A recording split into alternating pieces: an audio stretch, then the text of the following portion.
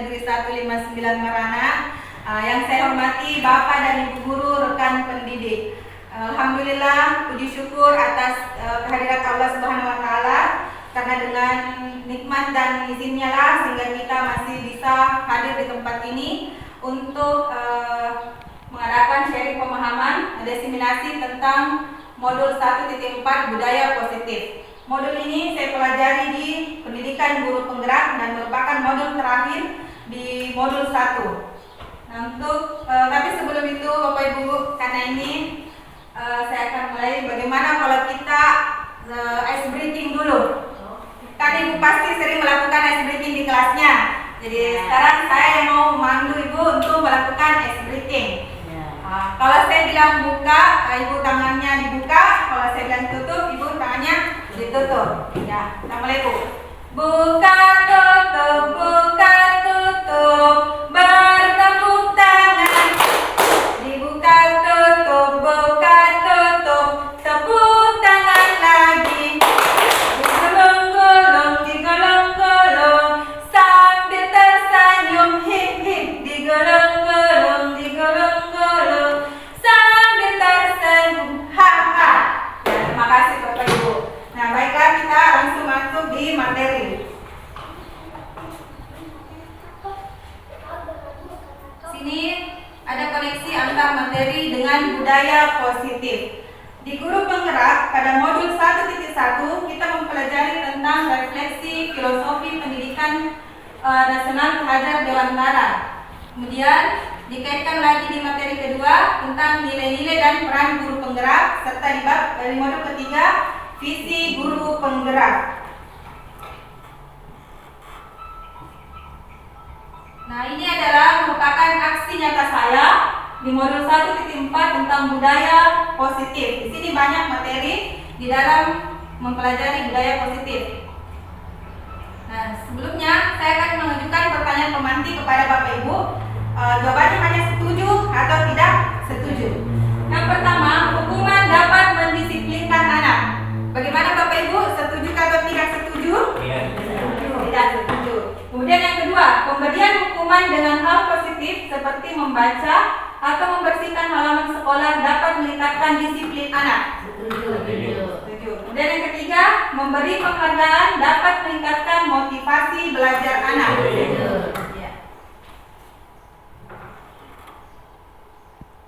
Untuk definisi saya ini ada 6 topik. Yang pertama, disiplin positif dan nilai-nilai kebajikan universal. Yang kedua, teori motivasi, hukuman dan penghargaan serta restitusi. Yang ketiga, keyakinan kelas. Yang keempat, kebutuhan dasar manusia dan dunia berkualitas. Yang kelima, restitusi. Di sini ada 5 posisi kontrol guru. Kemudian yang terakhir, restitusi, tentang segitiga restitusi. Masuk di topik 1, disiplin positif dan nilai-nilai kebajikan universal. Sini terjadi perubahan paradigma. Kita ada sedikit gambaran. Di sini ada kepalan tangan. Ada A dan B. Ambillah secari kertas kecil. Tuliskan benda atau sesuatu yang sangat berharga untuk Anda. Letakkan di salah satu tangan Anda dan genggam benda atau sesuatu tersebut dengan segala daya dalam sebuah kepalan. Teman Anda akan mencoba dengan sekuat tenaga dengan berbagai cara untuk meminta Anda memberikan benda tersebut. Teman Anda bisa membujuk, mengancam, menghardik, merayu, menyuap atau apa saja agar dapat membuka kepalan tangan Anda. Coba Bapak Ibu bayangkan, ketika Anda menggenggam sebuah yang berharga di tangan Anda, apakah ketika teman Anda meminta, apakah Anda rela membuka genggaman tangan Anda untuk memberikan kepada temannya atau tidak? Tidak. Bagaimana Bu Tati? Tidak. Kenapa Bu Tati kita tidak mau membuka genggaman tangan Anda? Berharga. Oh, sangat berharga. Kalau Pak Ilham? Ya, sama, karena benda berharga, kecuali kalau ada bujukan atau apa. Oh ya. Jadi di sini Jadi di sini tidak ada jawaban yang salah dan benar Bapak Ibu ya. Tidak ada jawaban yang salah. Kita membuka yang tidak benar juga, kita menutup tangan tidak salah dan tidak benar. Di sinilah kita belajar tentang teori kontrol diri. Ini miskonsepsi tentang teori kontrol. Yang pertama, ilusi guru mengontrol murid. Pada dasarnya kita tidak dapat memaksa murid untuk berbuat sesuatu jikalau murid tersebut memilih untuk tidak melakukannya. Kalaupun murid tersebut melakukannya, sejatinya karena murid itu mengizinkan untuk dikontrol, yang karenanya menjadi kebutuhan dasar yang dipilih murid tersebut. Teori kontrol menyatakan bahwa semua perilaku memiliki tujuan, bahkan terhadap perilaku yang tidak disukai. Seperti tadi Bapak Ibu, kita tidak bisa mengontrol diri seseorang. Yang bisa mengontrol diri kita itu kita sendiri. Jadi kita tidak bisa mengontrol siswa, kita juga tidak bisa memaksakan kehendak kita kepada siswa kita. Kemudian ilusi bahwa semua penguatan positif efektif dan bermanfaat. Segala usaha untuk mempengaruhi murid agar mengulangi suatu perilaku tertentu adalah suatu usaha untuk mengontrol murid tersebut. Dalam jangka waktu tertentu, kemungkinan murid tersebut akan menyadarinya dan mencoba untuk menolak bujukan kita, atau bisa jadi murid tersebut menjadi tergantung pada pendapat sang guru untuk berusaha. Dan yang ketiga, ilusi bahwa kritik dan membuat orang merasa bersalah dapat menguatkan karakter. Menggunakan kritik dan rasa bersalah untuk mengontrol murid menuju pada identitas gagal. Mereka belajar untuk merasa buruk tentang diri mereka. Mereka mengembangkan dialog diri yang negatif. Kadang-kala sulit bagi guru untuk mengidentifikasi bahwa mereka sedang melakukan perilaku ini. Jadi di sini Bapak Ibu, mengkritik dan rasa bersalah itu sebenarnya membuat kita menuju pada identitas gagal. Jadi kita pada saat siswa melakukan kesalahan, kita tidak langsung memberi hukuman kepada mereka, tidak langsung kita salahkan mereka, tapi kita mencari dulu apa permasalahannya sehingga dia melakukan hal tersebut. Kemudian yang ketiga, ilusi bahwa kritik membuat orang merasa bersalah dapat menguatkan karakter. Menggunakan kritik dan rasa bersalah untuk mengontrol murid menuju pada identitas gagal. Oh, ini tadi yang sudah bilang. Yang keempat lagi, ilusi bahwa orang dewasa memiliki hak untuk memaksa. Banyak orang dewasa percaya bahwa mereka memiliki tanggung jawab untuk membuat murid-murid berbuat hal tertentu. Adapun apapun yang dilakukan dapat diterima selama ada sebuah kemajuan berdasarkan sebuah pengukuran kinerja. Pada saat itu pula, orang dewasa akan menyadari bahwa perilaku memaksa tidak akan efektif untuk jangka panjang dan sebuah hubungan permusuhan dengan yang akan terbentuk.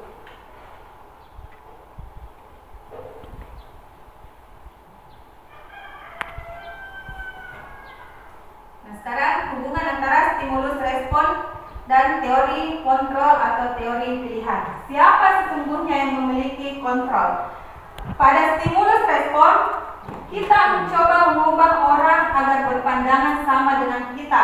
Tapi dengan teori kontrol, kita berusaha memahami pandangan orang lain tentang dunia. Itulah perbedaan pandangan seseorang antara stimulus respon dengan teori kontrol. Kemudian pada stimulus respon, perilaku buruk dilihat sebagai suatu kesalahan. Tetapi dalam teori kontrol, semua perilaku memiliki tujuan. Yang ketiga, orang lain bisa mengontrol saya, tapi dalam teori kontrol, hanya Anda yang bisa mengontrol diri Anda. Kemudian, pemaksaan ada pada saat bujukan gagal. Tapi dalam teori kontrol, kolaborasi dan konsensus menciptakan pilihan-pilihan baru.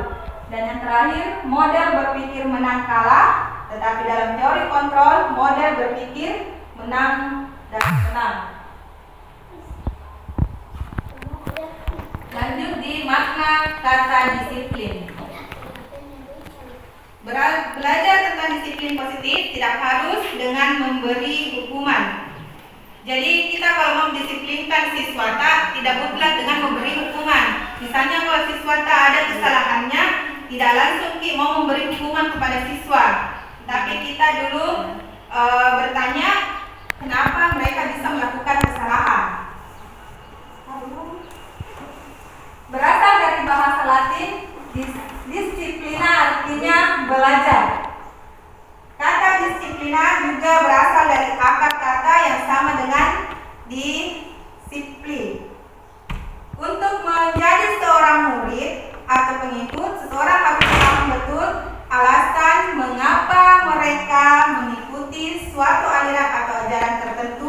Sehingga motivasi yang terbangun adalah motivasi intrinsik bukan ekstrinsik. Makna asal dari kata ini berkonotasi dengan disiplin diri dari murid-murid Socrates dan Plato. Disiplin diri membuat seseorang menggali potensinya menuju sebuah tujuan, sesuatu yang dihargai dan bermakna. Namun dalam budaya kita, makna kata disiplin dimaknai menjadi sesuatu yang dilakukan seseorang pada orang lain untuk mendapatkan kepatuhan. Kita cenderung menghubungkan kata disiplin dengan ketidaknyamanan, bukan tentang apa yang kita hargai ataupun pencapaian suatu tujuan mulia.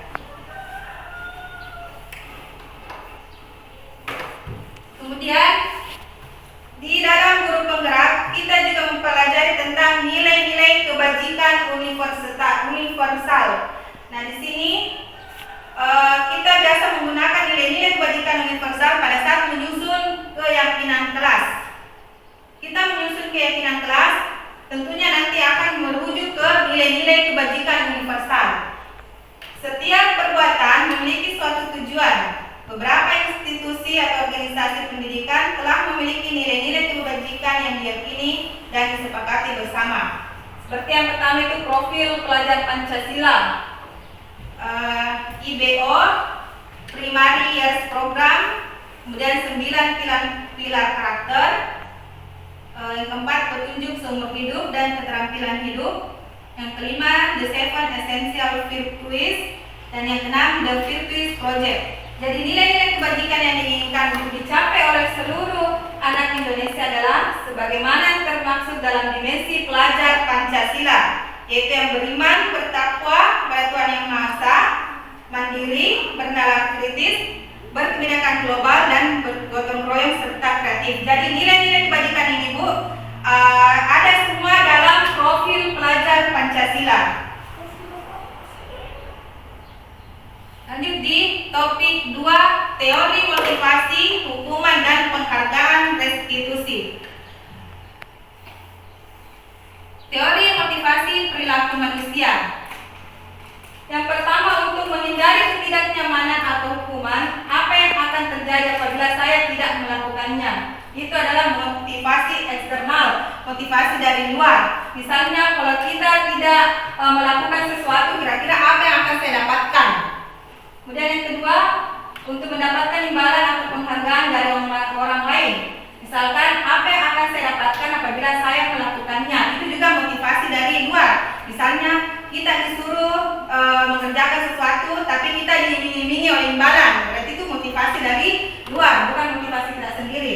Kemudian yang ketiga, untuk menjadi orang yang mereka inginkan dan menghargai diri sendiri dengan nilai yang mereka percayai. Di sini saya akan menjadi orang yang seperti apa bila saya melakukannya. Jadi itu motivasi dari diri kita.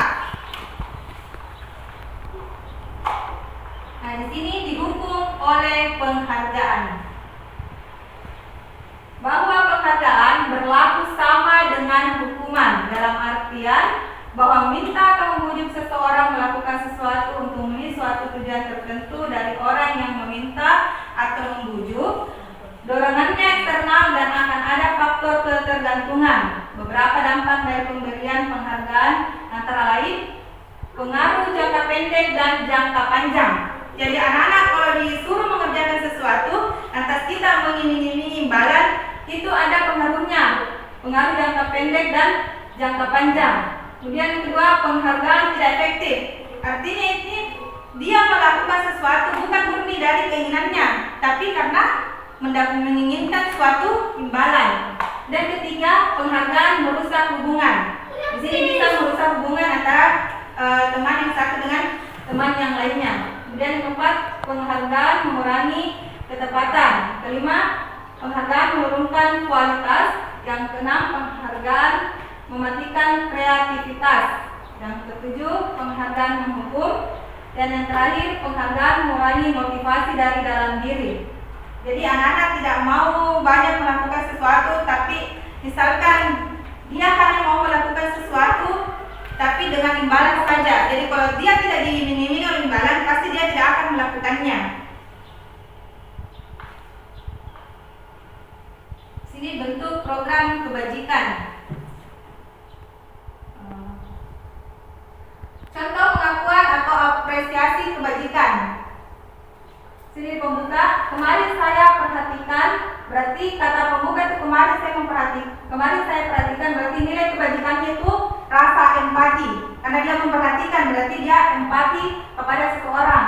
Nah, dalam situasi apa? Pada saat menolong murid di kelas itu. Misalnya ada sesuatu yang terjadi, misalnya jatuh, ada temannya yang bisa menolong, berarti temannya itu memiliki rasa empati. Kemudian saya menghargai, berarti itu nilai kebajikannya kepedulian. Pada saat apa? Pada saat kamu membantu teman-temanmu di tugas kelompok. Misalnya dikasihkan tugas kelompok, ada satu yang pasif, ada yang satunya aktif. Nah, ini teman yang aktif mengajak teman yang pasif untuk bergabung berdiskusi dalam kelompok itu. Kemudian terima kasih untuk. Nah, nilai kebajikannya sini rasa tanggung jawab. Pada saat apa? Pada saat kamu memungut kertas yang berserakan di lantai. Tindakan terhadap pelanggaran yaitu ada hukuman, konsekuensi, dan restitusi. Ini semua mungkin Bapak Ibu sering mengalami di keseharian di kelas atau di lingkungan sekolah kita. Pertama, hukuman. Hukuman bersifat tidak terencana atau tiba-tiba. Anak atau murid tidak tahu apa yang akan terjadi dan tidak dilibatkan. Hukuman bersifat satu arah dari pihak guru yang memberikan, dan murid hanya menerima satu hukuman tanpa melalui suatu kesepakatan atau pengarahan dari pihak guru. Baik sebelum atau sesudahnya, hukuman yang diberikan bisa berupa fisik maupun psikis.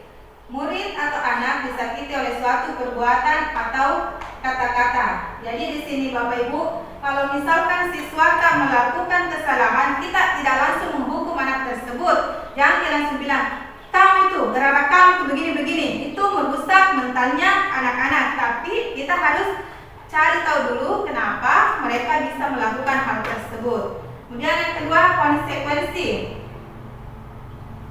Sementara disiplin dalam bentuk konsekuensi sudah terencana atau sudah disepakati. Misalnya ada kesepakatan kelas anak melanggar kesepakatan kelas, berarti dia tidak konsekuensi dalam kesepakatan kelas yang sudah mereka bentuk. Murid sudah mengetahui sebelumnya konsekuensi yang akan diterima bila ada pelanggaran. Lanjut di tindakan berupa hukuman atau konsekuensi. Nah, saya ingin mengajak Bapak Ibu, silakan Bapak Ibu menentukan apakah ini hukuman atau konsekuensi. Kepada anak-anak misalnya tindakan guru menyuruh siswanya mencatat 100 kali di dalam buku kalimat, saya tidak akan terlambat lagi karena terlambat ke sekolah. Apakah ini menurut tak hukuman atau konsekuensi? Hukuman. Dan kedua, lari mengelilingi lapangan basket 2 kali karena terlambat hadir di sekolah. Hukuman atau konsekuensi? Hukuman. Murid diminta untuk push up 15 kali karena tidak menggunakan masker ke sekolah. Hukuman atau konsekuensi, Bu? Hukuman. Dan menggantikan kertas tugas teman yang telah dicoret-coret. Konsekuensi. Membersihkan tumpahan air di meja tulis karena tersenggol pada saat belajar. Apakah konsekuensi atau hukuman? Lanjut, murid disuruh untuk tidak mengenakan sepatu seharian di sekolah karena tidak mengenakan sepatu hitam. Hukuman atau konsekuensi? Hukuman. Lari mengelilingi lapangan basket 2 kali karena terlambat 10 menit untuk pelajaran PJOK. Apakah hukuman atau konsekuensi? Hukuman. Jadi sini ada perbedaan antara hukuman dan konsekuensi. Kita lihat jawaban tak tadi Bapak Ibu.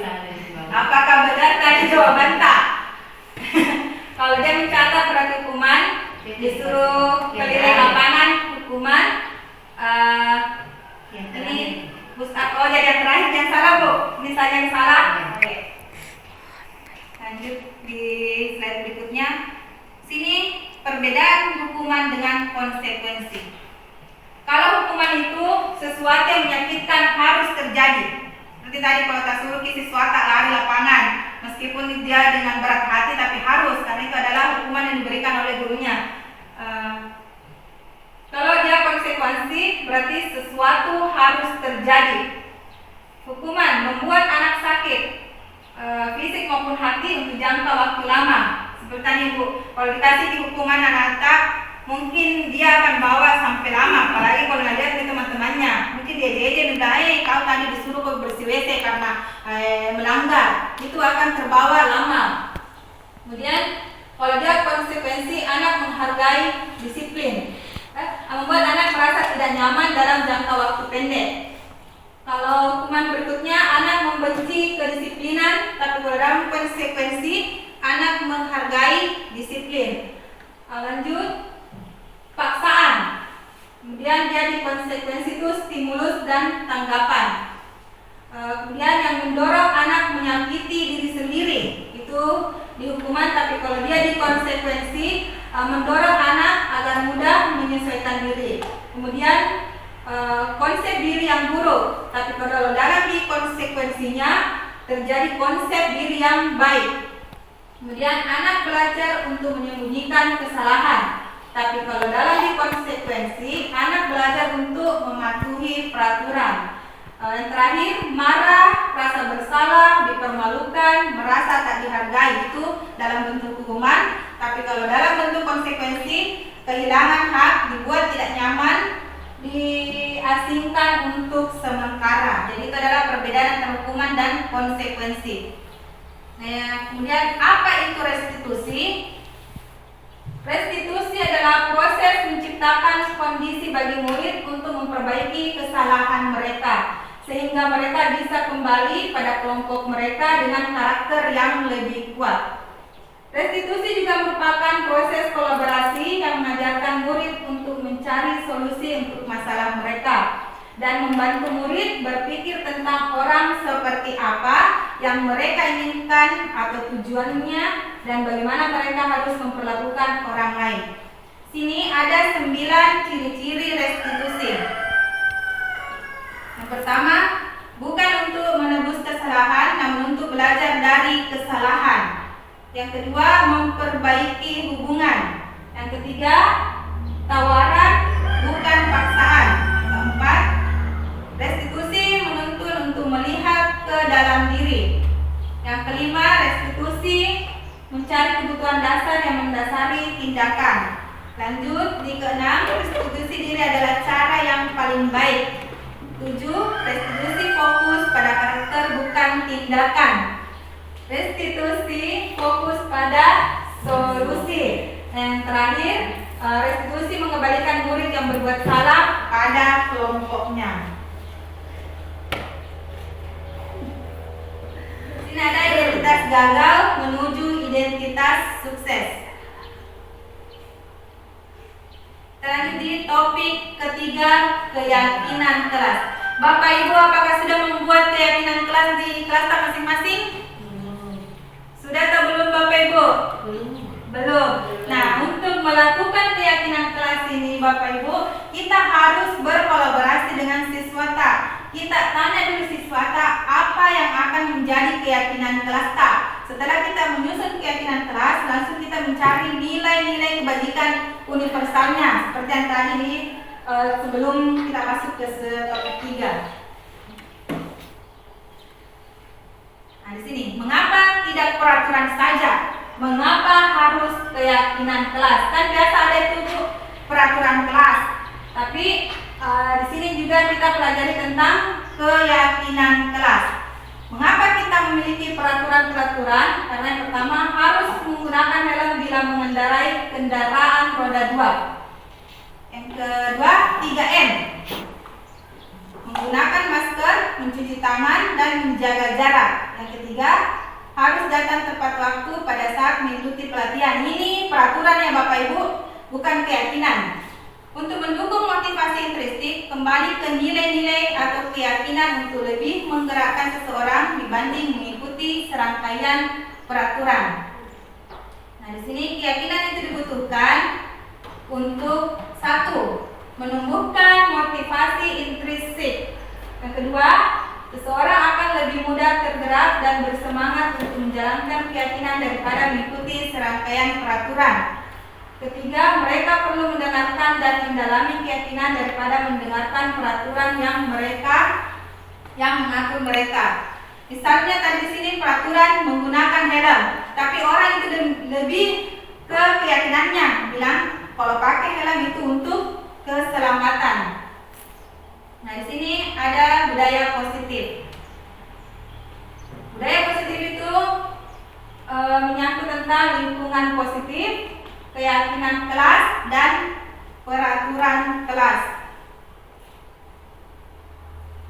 Nah, di sini ada contoh yang merupakan keyakinan kelas atau kesepakatan kelas. Misalnya di sini yang pertama, datang tepat waktu, mengucapkan salam. Kemudian menjaga kebersihan sekolah. Yang ketiga, berdoa sebelum dan sesudah kegiatan. Yang keempat, aktif dalam pembelajaran, dan terakhir tertib. Pembentukan keyakinan kelas. Keyakinan kelas bersifat abstrak atau nyata daripada peraturan yang lebih rinci dan konkret. Kemudian yang kedua, keyakinan kelas berupa pernyataan-pernyataan yang universal. Yang ketiga, pernyataan keyakinan kelas senantiasa dibuat dalam bentuk positif. Dan yang keempat, keyakinan kelas hendaknya tidak terlalu banyak sehingga mudah diingat dan dipahami. Bapak Ibu, kalau kita membentuk keyakinan kelas, jangan menggunakan kata yang negatif. Jangan misalnya kita tulis di keyakinan kelas, jangan membuang sampah sembarang tempat. Tapi kita gunakan kata yang positif, buanglah sampah pada tempatnya. Nah, misalnya jangan berbicara kotor di kelas. Nah, tapi kalau dalam bentuk keyakinan kelas kita gunakan kata positif, yaitu berkata baik di kelas. Tapi di sini intinya jangan menggunakan hal yang negatif, kata yang negatif, misalnya kata jangan. Nah, di sini ada contoh apabila Bapak Ibu ingin membuat keyakinan kelas di kelas Bapak Ibu.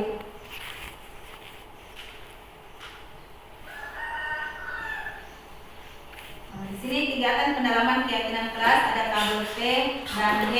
Ada tabel terdengar, terlihat, berperilaku. Sini ada tampak seperti, ini tampak seperti tampak dalam sehari-hari, misalnya datang tepat waktu. Nah, kalau dia tidak tampak seperti misalnya sering hadir terlambat. Kemudian tampak itu biasanya menyapa teman dan guru setiap hari. Tapi keadaan yang tidak tampak misalnya tak acuh kepada teman dan guru.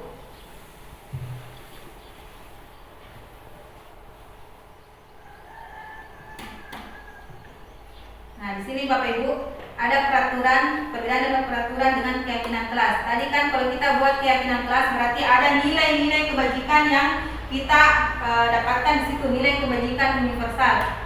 Ini kalau dia di peraturan kelas selalu kembalikan buku ke tempatnya. Nah, dalam keyakinan kelas dia bernilai tanggung jawab. Jadi anak-anak di situ harus diajarkan untuk bertanggung jawab. Misalnya sudah membaca buku, dia diajarkan untuk mengembalikan buku pada tempatnya. Kemudian dilarang mengganggu orang lain. Nah, keyakinan kelas di sini dia menghormati orang lain. Hadir di sekolah 15 menit sebelum pembelajaran dimulai. Nah, nilai yang kita dapatkan sini nilai menghormati orang lain dan berkomitmen. Dilarang melakukan kekerasan.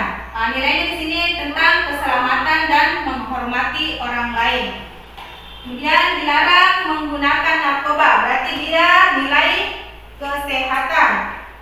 Kemudian bergantian atau menunggu giliran. Dia diajarkan untuk nilai menghormati orang lain dan bersabar.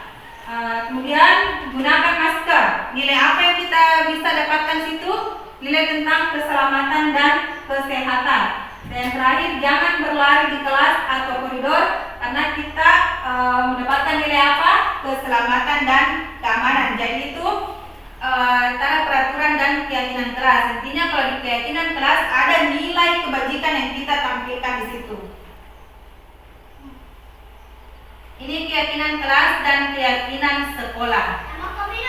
Keyakinan kelas itu misalnya hormat. Setiap anggota kelas perlu saling menghormati dan merasa aman. Ini dalam lingkungan kelas dia tekun bekerja. Setiap anggota kelas perlu menjadi dirinya yang terbaik. Jadi kita motivasi selalu merintah untuk melakukan hal yang terbaik. Ketiga, diterima dan dimiliki. Setiap anggota kelas perlu saling membantu. Ajarkan juga siswa saling membantu dengan temannya. Kemudian keyakinan sekolah. Saya ambil sini keyakinan sekolah kita bersiklus.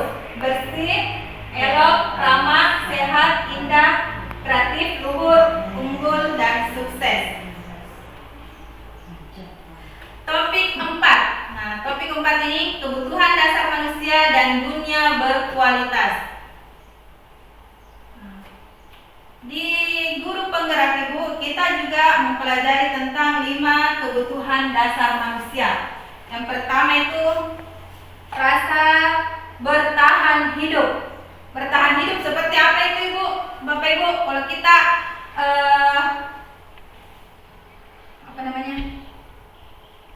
kebutuhan dasar kita sebagai manusia bertahan hidup seperti misalnya apa? Makan. Artinya makan. Kita makan untuk bertahan hidup. Kemudian kasih sayang dan rasa diterima. Contohnya yang mana ini bu? Kasih sayang dan rasa diterima. Bagi kita kebutuhan dasar kita sebagai manusia seperti apa itu kasih sayang dan rasa diterima? Misalnya apa? Diperhatikan. Merasa ingin diperhatikan. Kemudian ini kebebasan. Kita selalu ingin bebas melakukan apa yang kita inginkan. Kesenangan.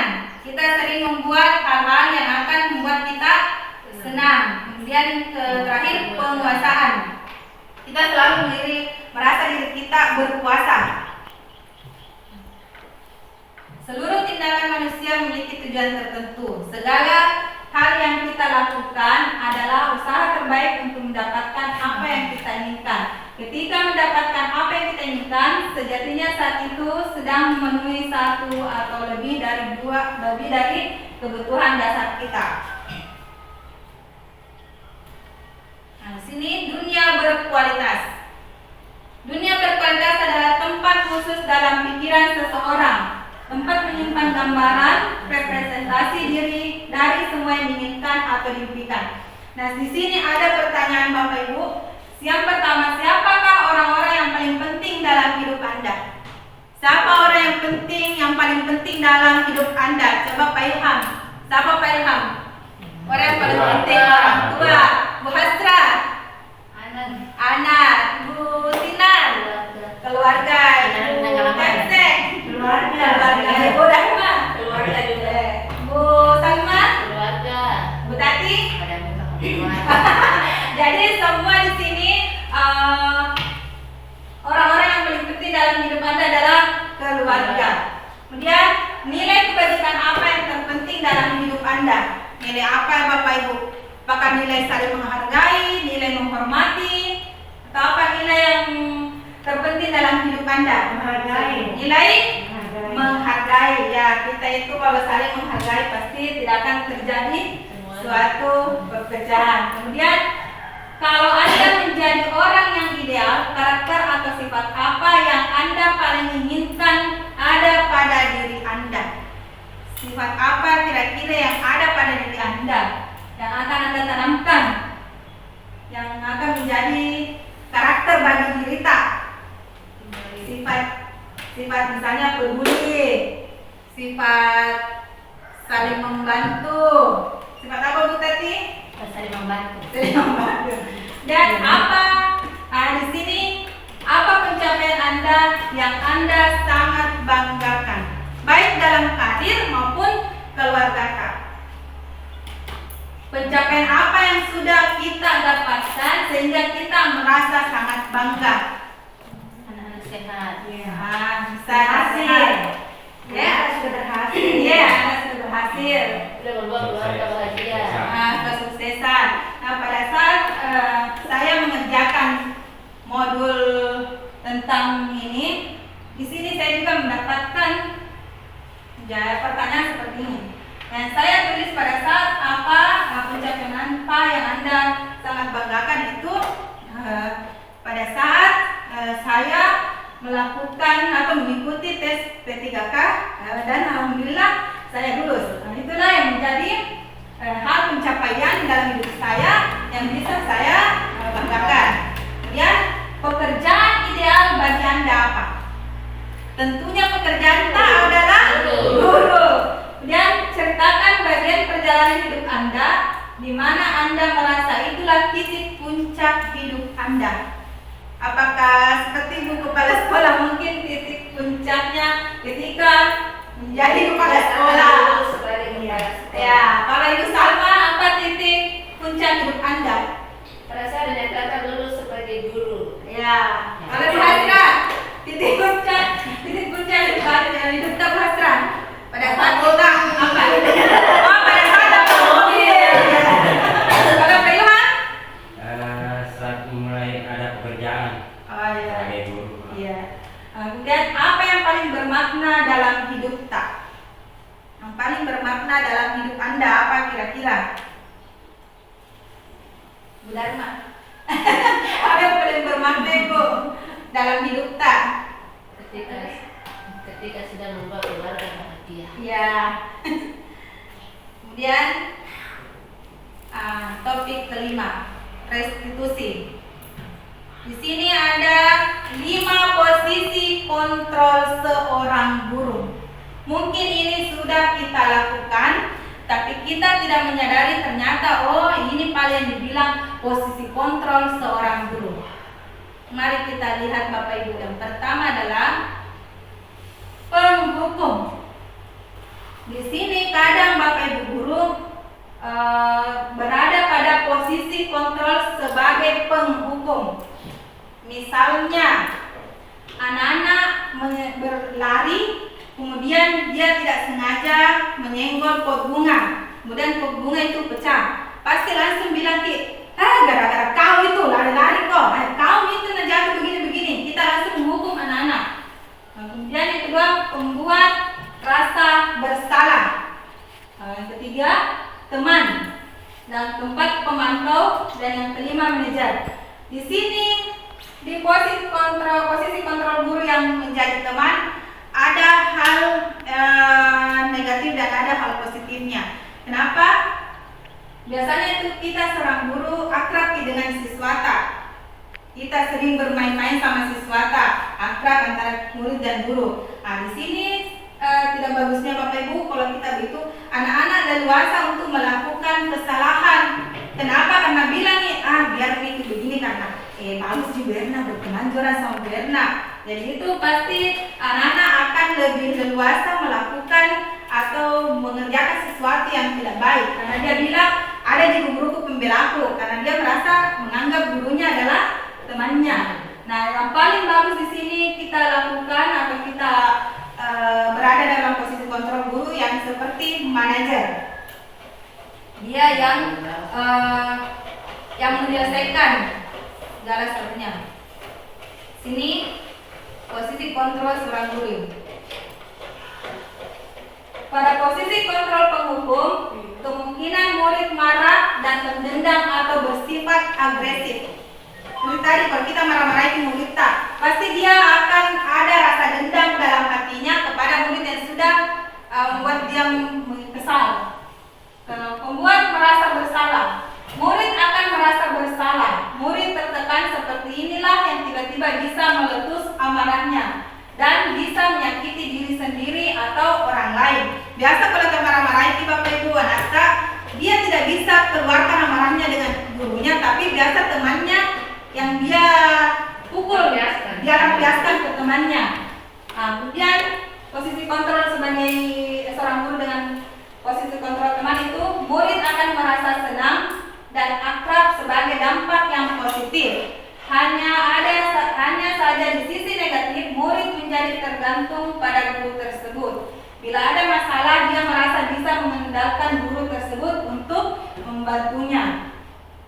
Nah, yang kemudian di posisi kontrol sebagai pemantau, murid memahami yang harus dijalankan karena telah melanggar salah satu peraturan sekolah.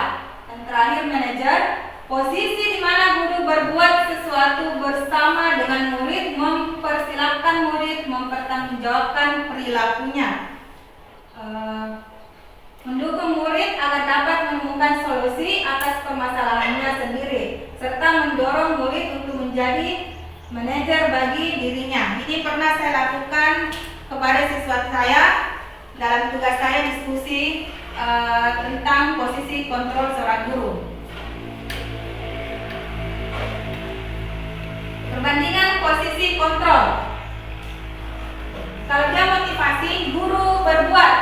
Nah, dia sebagai penghukum menghardik, menunjuk-nunjuk, menyakiti, menyindir. Nah, kalau dalam membuat orang merasa bersalah, guru itu berceramah dan mengatakan seharusnya tidak begini Kina.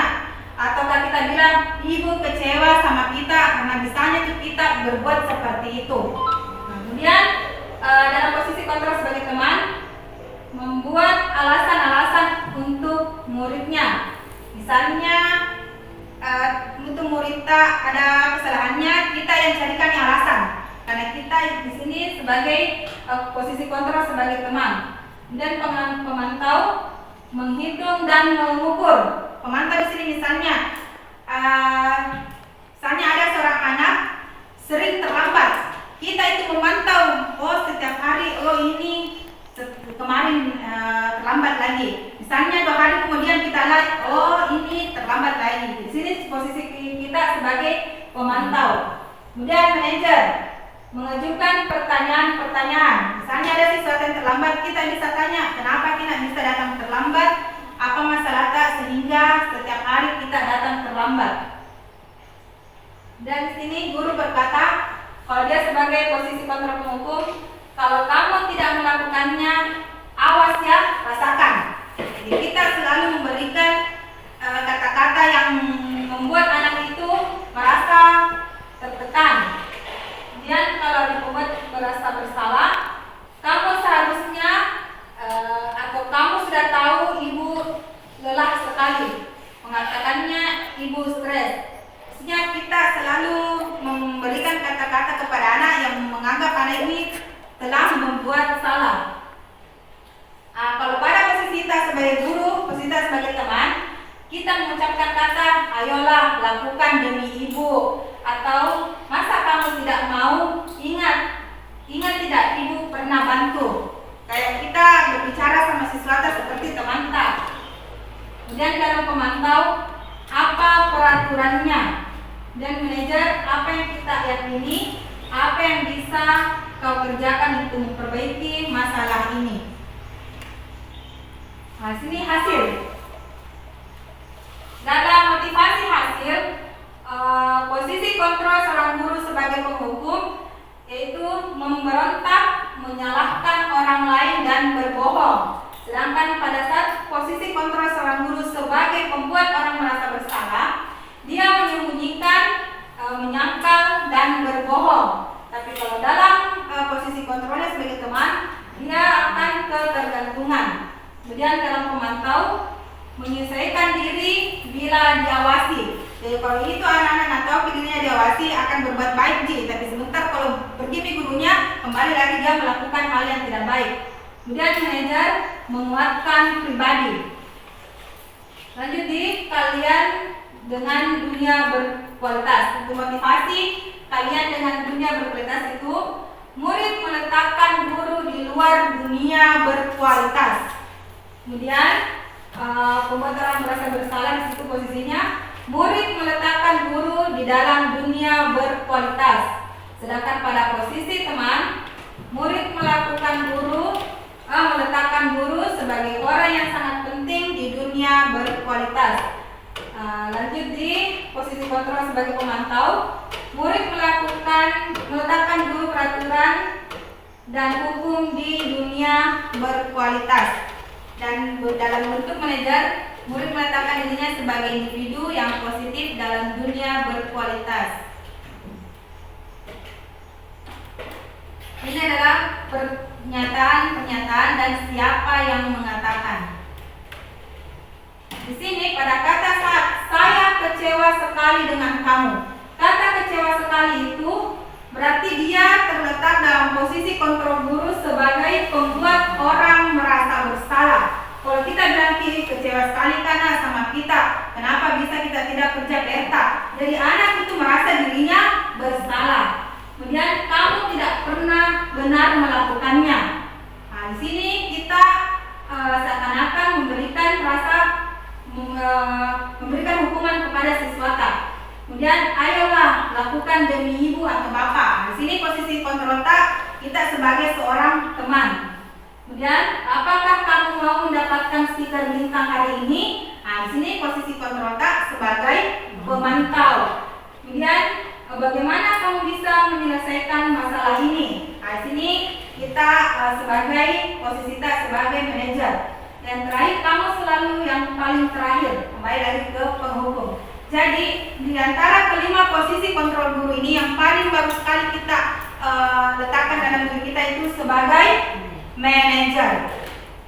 Kita selalu mencari solusi untuk menyelesaikan permasalahan siswa kita. Nah, ini adalah topik ke-6, topik terakhir dalam materi ini yaitu restitusi, segitiga restitusi. Pernah Bapak Ibu mendengar kata-kata segitiga restitusi dalam menyelesaikan kasus tak di kelas maupun di lingkungan sekolah untuk siswa?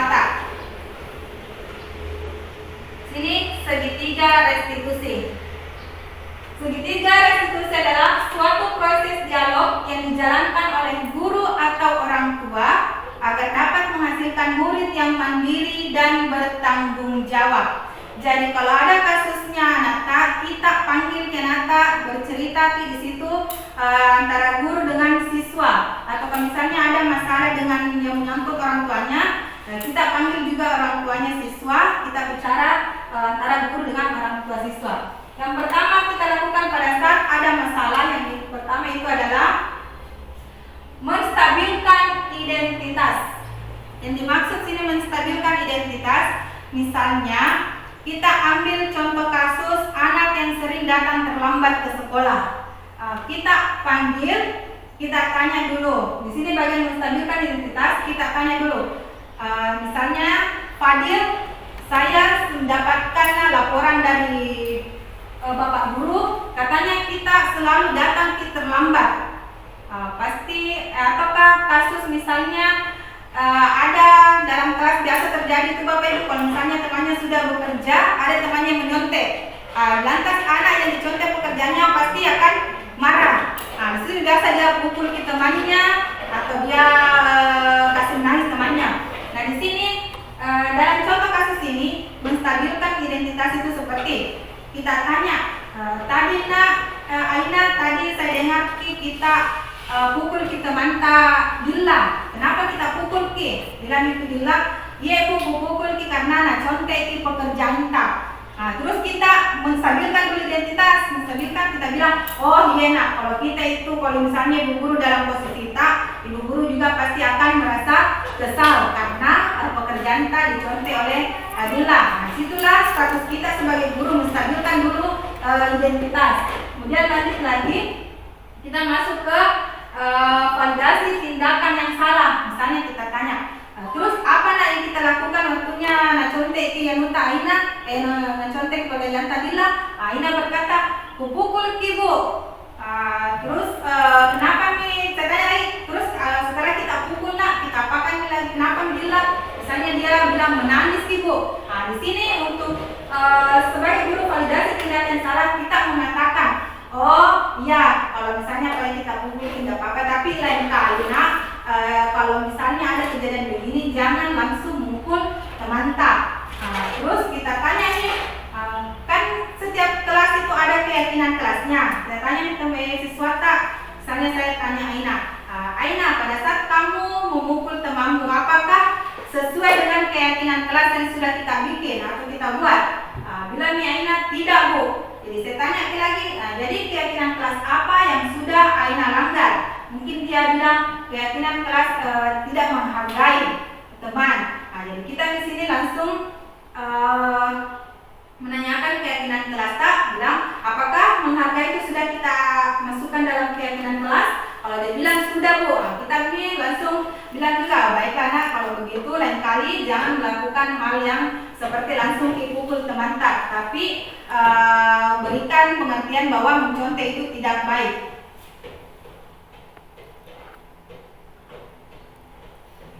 Nah ini kalimat dasar dalam mempraktekkan segitiga restitusi bisa kita praktekkan di kelas tak. Kalau misalnya ada kasus perkelahian misalnya di kelas tak, bisa kita mempraktekkan segitiga restitusi. Yang pertama itu menstabilkan identitas. Setiap orang pasti pernah melakukan kesalahan. Jadi yang kedua, kamu bukan satu-satunya yang pernah melakukan ini. Jadi ini adalah kata-kata yang termasuk menstabilkan identitas. Kemudian yang kedua, validasi tindakan yang salah. Contoh katanya itu, kamu tentu punya alasan mengapa melakukan itu. Kemudian, adakah cara yang lebih efektif untuk mendapatkan apa yang kamu butuhkan? Nah, kemudian yang ketiga, menanyakan keyakinan kelas. Kata yang bagus kita lontarkan pada saat mempraktekkan segitiga restitusi, itu pada saat menanyakan keyakinan adalah keyakinan kelas apa yang telah kita sepakati. Jadi kita tanya keyakinan kelas apa yang sudah kita sepakati. Terus kamu ingin menjadi orang yang seperti apa? Tanya siswa yang kita itu mau kedepannya menjadi orang yang seperti apa, karakter bagaimana? Dan di sini menstabilkan identitas. Untuk membuat anak yang merasa gagal karena berbuat salah menjadi positif terhadap dirinya. Sini bagian menstabilkan identitas. Guru berkata, berbuat salah itu hal yang manusiawi nak. Tidak ada manusia yang sempurna. Bapak Ibu juga buat salah. Kita pasti bisa menyelesaikan permasalahan ini. Bapak Ibu tidak tertarik untuk mencari tahu siapa yang benar, siapa yang salah. Bapak Ibu lebih tertarik untuk menyelesaikan masalah. Kalau kamu menyalahkan dirimu sendiri terus menerus, apakah kamu bersikap baik pada dirimu sendiri? Bapak Ibu, apakah Bapak Ibu pernah mendapatkan kasus di kelas masing-masing? Pernah Bapak Ibu? Pernah. Bagaimana Bapak Ibu menyelesaikan kasus itu? Apakah ya? Beri nasihat-nasihat supaya tidak melakukan. Ya. Apakah Bapak Ibu kan tadi sudah kita lihat bersama dalam menyelesaikan masalah itu kita menggunakan segitiga restitusi. Pertama menstabilkan identitas, kemudian yang kedua menanyakan tindakan yang salah, dan ketiga keyakinan kelas. Di antara ketiga ini apakah pernah Ibu Bapak lakukan pada saat mendapatkan kasus di kelas tak? Kalau biasa karantina juga dilakukan. Pernah. Ya Bu. Saya juga Bapak Ibu selalu pernah mendapatkan kasus seperti ini, dan caranya menyelesaikan juga sesuai dengan segitiga restitusi. Tapi kita tidak tahu bilang ini pada yang bilang segitiga restitusi. Tapi setelah saya mempelajari di guru penggerak, kami sudah tahu ternyata paling ini biasa kita lakukan, cuman kita tidak tahu ini paling dibilang segitiga restitusi. Nah ini adalah kata-kata yang bisa Bapak Ibu ucapkan ketika mendapatkan kasus dan menggunakan segitiga restitusi. Ini bagian menstabilkan identitas. Dan yang kedua, validasi kebutuhan. Membantu murid mengenali basic atau kebutuhan dasar yang ingin dipenuhinya ketika melakukan kesalahan itu. Pada dasarnya, setiap tindakan manusia tujuannya adalah memenuhi basic needs, apakah itu power, freedom, love and belonging, fun atau survival. Nah, guru berkata, kata-kata guru yang bisa diucapkan dalam validasi kebutuhan itu, kamu bisa saja kan melakukan hal yang lebih buruk, tapi kamu tidak melakukannya kan? Kemudian kamu pasti punya alasan mengapa melakukannya. Kemudian apa yang penting bagi kamu? Kita tanyakan ini apa yang penting bagi anak kita dalam kasusnya. Kemudian kamu boleh tetap berusaha menjaga sikap itu, tapi tambahkan sikap yang lain yang baru. Kemudian, maukah kamu belajar cara lain untuk mendapatkan yang kamu butuhkan tanpa harus memukul? Terakhir, apakah kamu bisa melakukan dengan lebih baik besoknya? Jadi di sini pada saat validasi kebutuhan, guru itu harus memberikan kata-kata yang seperti di atas. Kita bisa menggunakan kata-kata tersebut dalam validasi kebutuhan. Kemudian validasi yang kedua,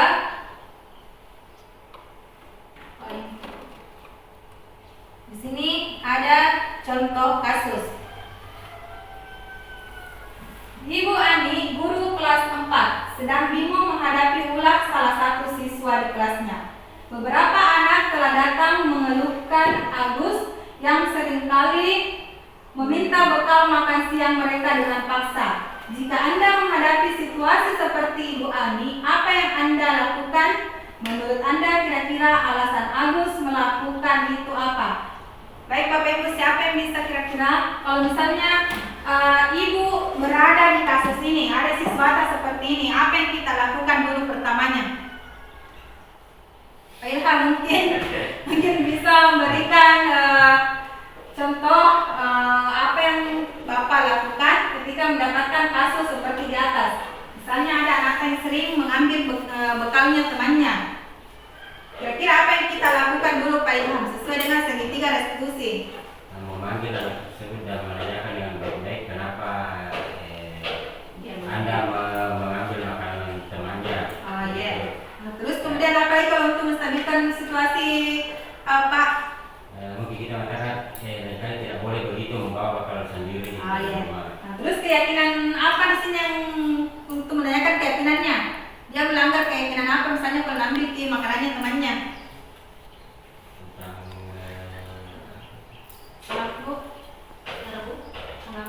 Tidak menghargai teman karena dia mengambil paksa makanannya. Nah, sekarang kita tiba di refleksi Bapak Ibu.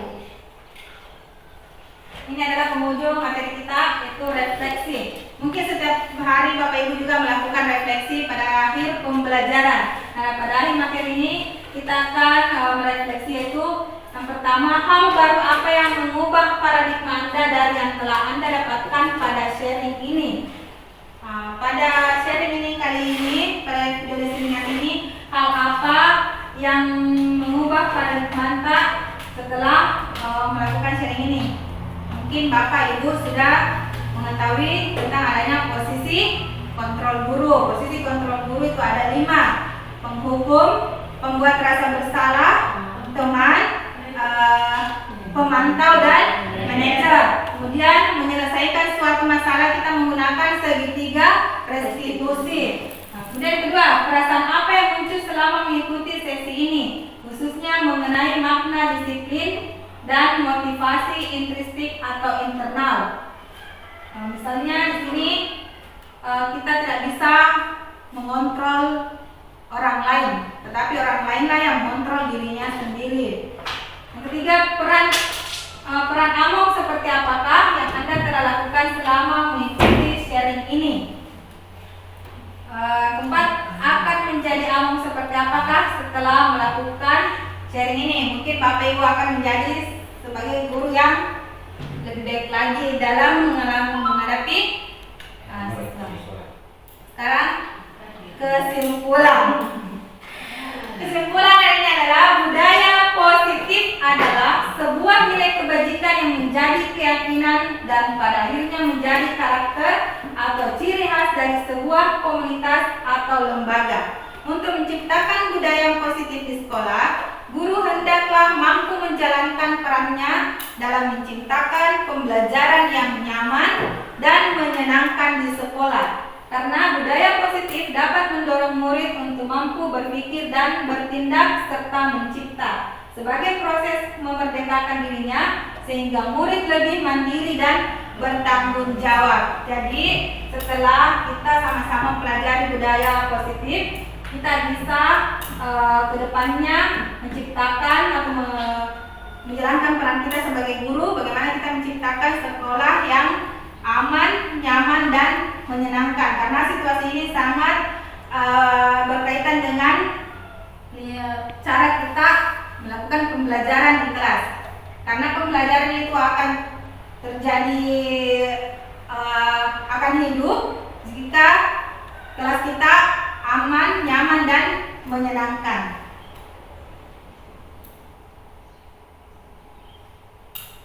Saya membuat squad dari tadi, yaitu hidup kita adalah ciptaan pikiran kita.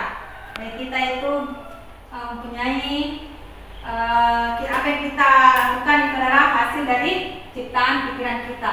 Nah, Bapak Ibu guru, kita sudah berada di akhir penghujung dalam video diseminasi ini.